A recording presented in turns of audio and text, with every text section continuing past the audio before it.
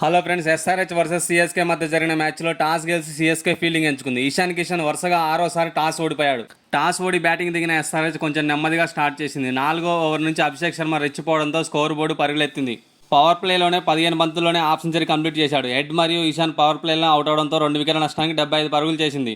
ఈ మ్యాచ్లో అభిషేక్ ఎస్ఆర్హెచ్ తరఫున ఫాస్టెస్ట్ 50 నమోదు చేశాడు. ఇంత మంచి ఆరంభం లభించిన క్లాసన్ తప్ప ఎవరూ ఆడకపోవడంతో 20 ఓవర్లలో 9 వికెట్ల నష్టానికి 194 పరుగులు చేసింది.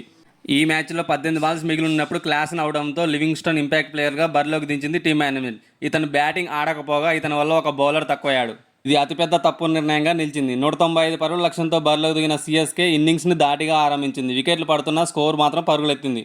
పవర్ ప్లేలోనే 3 వికెట్ల నష్టానికి 76 పరుగులు చేసింది. పవర్ ప్లే ముగిసిన తర్వాత ఎస్ఆర్హెచ్ బౌలర్స్ ఈశాన్ మలింగ, నితీష్ కుమార్, షకీబ్ హుస్సేన్ అద్భుతమైన బౌలింగ్తో సిఎస్కే బ్యాట్స్మెన్ని కట్టడి చేశారు.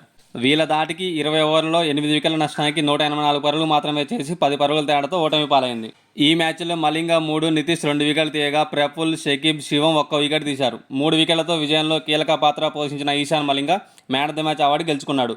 ఈ రోజు మధ్యాహ్నం కేకేఆర్ వర్సెస్ ఆర్ఆర్ మధ్య ఈడెన్ గార్డెన్స్లో మ్యాచ్ జరగబోతుంది. రాత్రి పంజాబ్ కింగ్స్ వర్సెస్ ఎల్ఎస్జీ మధ్య మ్యాచ్ చండీగఢ్లో జరగబోతుంది. ఈ 2 మ్యాచ్ల్లో ఎవరు గెలుస్తారో కామెంట్ చేయండి ఫ్రెండ్స్.